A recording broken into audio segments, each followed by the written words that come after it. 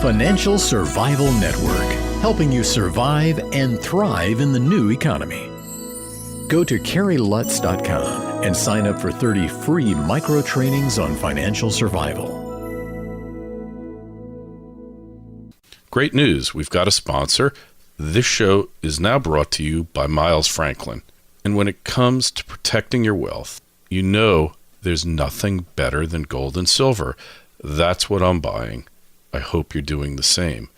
And once you make the decision to buy gold and silver, there's no better place than Miles Franklin. Look, they've been in business 22 years. And the reason I'm a customer is because when you buy, they ship. Go to milesfranklin.com or call them at 800-822-8080 to get a free quote.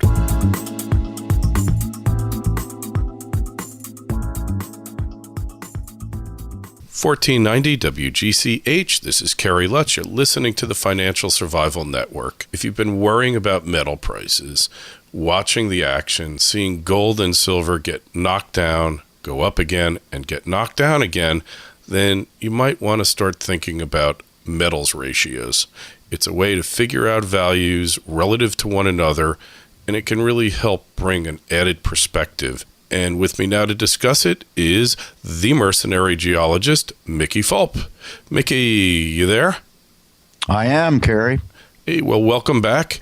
And as always, it's a pleasure. So what are the metals markets telling you these days?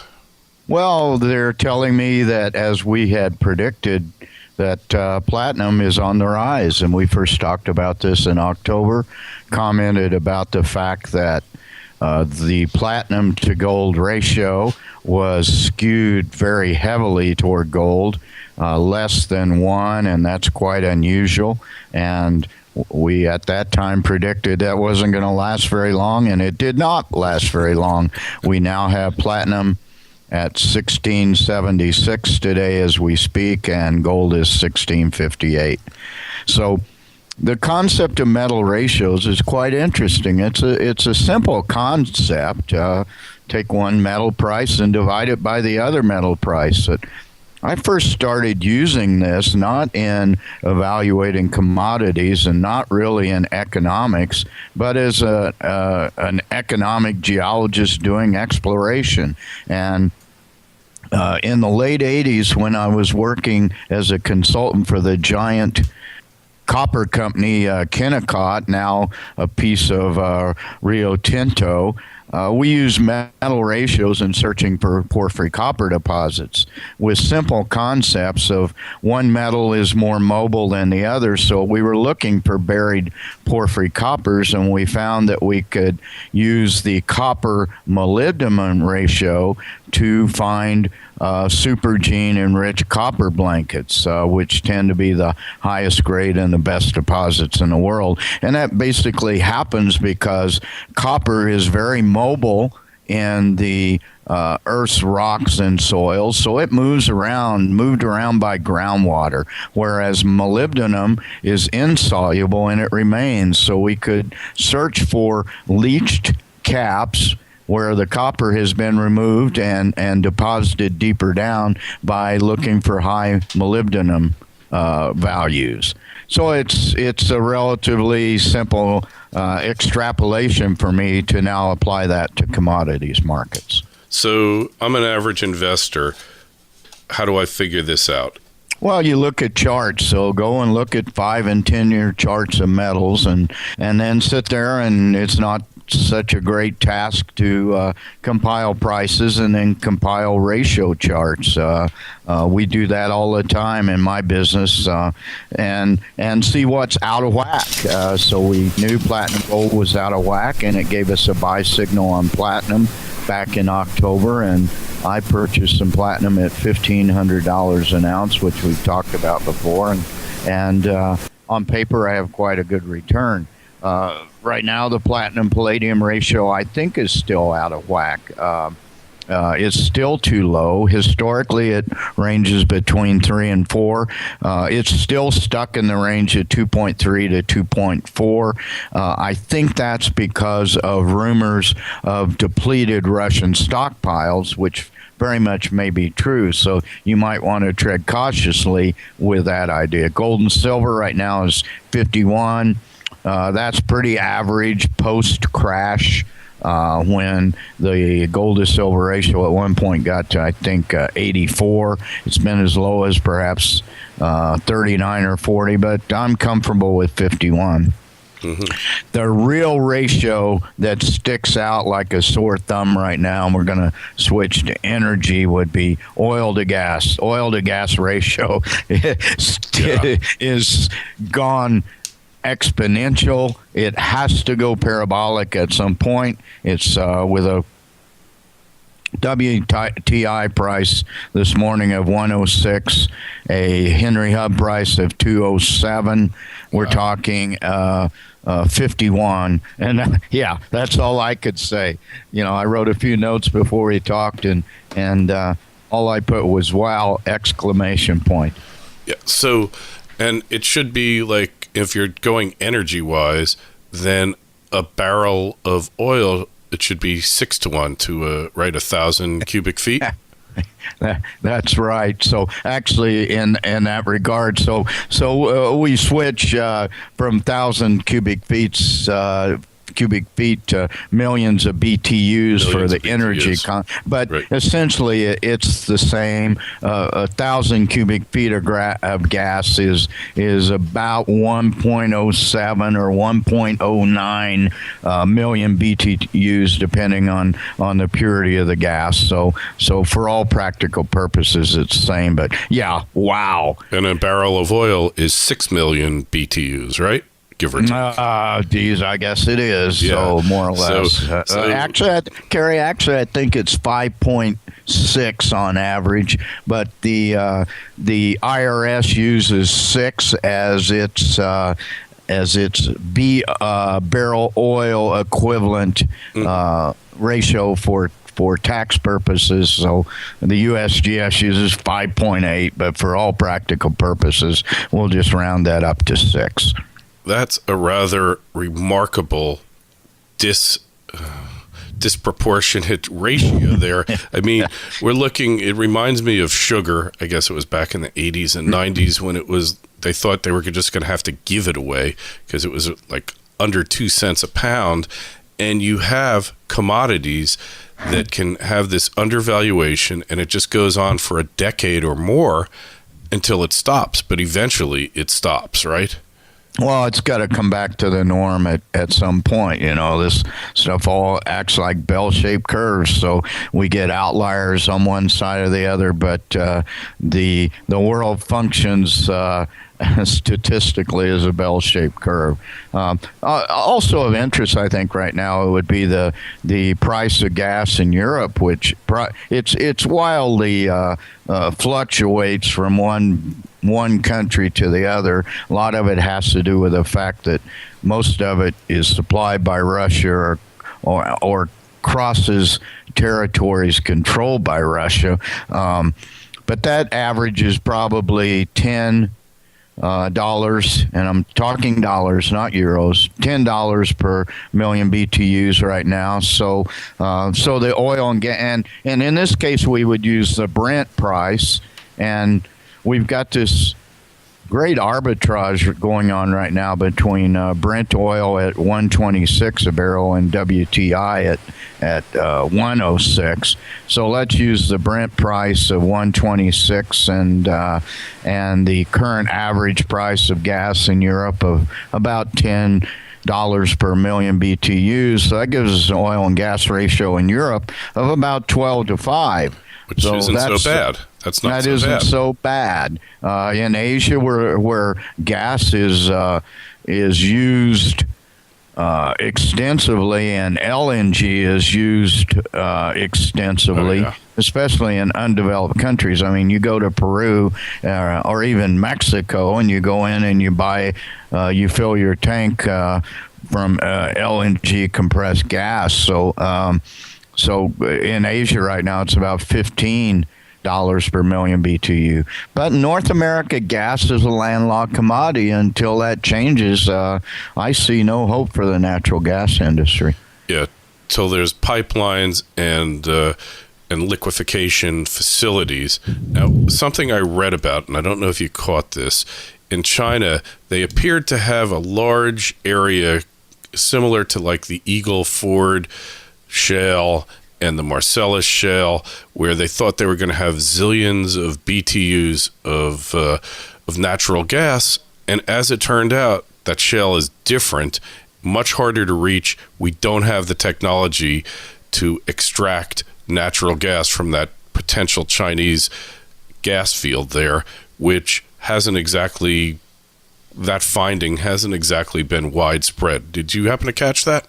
No, I hadn't caught that, but each reservoir, and bear in mind that what we used to call source rocks, the shales, the organic rich shales, are now being exploited as reservoir rocks. But until you get into these things and you drill them, and you drill them horizontally and you frack them with latest technologies, you don't quite know what's going to be there. You don't know exactly how tight or permeable they will be. This shale oil, shale gas phenomena that we are seeing in the United States, and it's really moved more to shale oil with the Eagle Ford and the Bakken as the premier reservoirs right now. The technology that's being employed is pure good old American technology in ingenuity, and it has not very much gone beyond our borders. So the potential for shale oil and shale gas in other parts of the world are tremendous. In the United States, we have been forced to do this because we have exploited our best oil and gas reservoirs for up to 100 years now. Yeah. And so peak oil is a legitimate concept, but only in the regard that peak oil occurs in oil fields. So we find giant oil fields, and they have production for a limited amount of time, very good production, and then they decline. And then we go and we find another giant oil field, and that's the history of the world right now. We go deeper, we go to more remote areas, we drill a mile or two through water, or set drill rigs in a mile or two, or even deeper water now. So this idea of shale oil and shale gas is a viable industry in the United States, and it is expanding in the United States and also in Canada. So we see it as a starting to be a mature industry in the United States, but it is at best a startup industry anywhere else in the world. There's something amazing about this whole thing also is, there's all this panic about fracking, and I've investigated it. I'm sure you have too. Most of it is really not relevant. It dealt with inadequately sealed drill casings and a bunch of other factors that really, most of the players in it are super environmentally sensitive, and they don't take any chances whatsoever, and they go way beyond.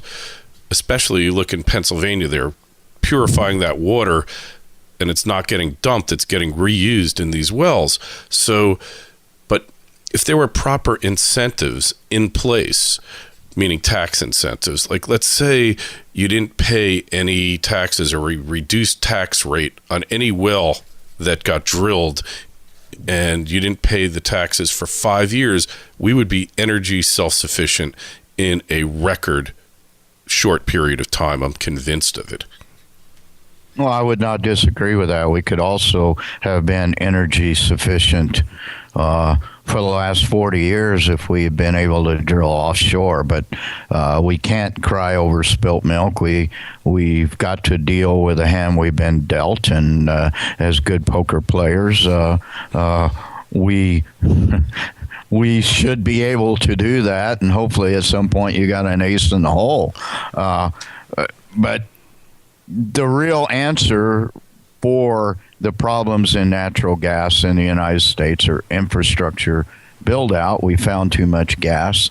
Obama has called for increased natural gas drilling, but that ain't going to happen with $2 gas. And until we get the ability to do some infrastructure build out, the gas market looks horrible. That said, the real future of natural gas is in LNG, liquefied natural gas, because it will remove the landlocked nature of this. But right now we have no compression plants in the United States, or let me put it this way, in the continental United States. We have a small one in Alaska that's existed for 40 plus years. But the idea right now is with these big ships, the floating LNG compression plants, and to me that looks like the future, where you don't put plants in a physical land-based plant, but you've got them parked offshore, and you're compressing the gas right there and taking it with these tankers wherever it's needed. So perhaps that's the idea that will succeed in the near future here. Yeah, I think you're right. It makes a lot of sense, because then you just bring the infrastructure in and pump it out. But you got to have the pipelines, obviously, to get it to where it needs to be.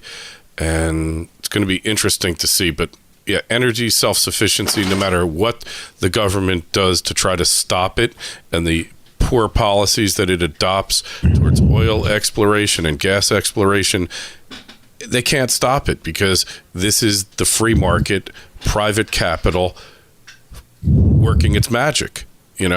There's nothing. The government has had so many bad policies towards energy, like, for instance, oxygenated gasoline in areas with high pollution. And I forget about it every year until this week. My car, I was getting about 22 to 23 miles to the gallon, and it went up to 27 to 28. And I said, how did that happen? And then it dawned on me, oxygenation, because that cuts your mileage by 15 to 20%. That's just a typical example, and it hasn't done anything to decrease air pollution that anybody has proven yet anyway, right? Yeah, that's true, and what it's really done is it's made the world hungrier, because we're basically turning food into fuel, and but that's the farm lobby of the Midwestern U.S. responsible for that. So what do you do? Yeah. Did they get rid of the ethanol subsidy last year? It expired, but I don't know if it got renewed, and I haven't seen it anywhere. Do you know off the top? To my knowledge, and I'm speaking off the cuff here, it was changed, but it did get renewed, basically pushed through by some senators in the Corn Belt of Iowa and Illinois, to my knowledge. So it's changed somewhat, but there is still a substantial subsidy for growing corn and turning it into ethanol. Yeah, absurd thing. It just uses more energy than it produces. It causes food riots around the world, causing corn prices to go way up, and political global uncertainty. Just terrible program, proven to really hurt people, and yet that's what government does. So I don't want to get started on you with this one, Mickey, but we both know the score here. But anyways, where do we find you again, Mickey? I can be found at mercenarygeologist.com and mercenarygeologist.asia, and also permeating the airwaves. And I thank you very much for giving me the opportunity once again, Kerry. All right, Mickey. Hey, we'll talk to you again soon. Couple weeks, we'll be doing our monthly wrap-up. That's always fun. I look forward to it, Kerry.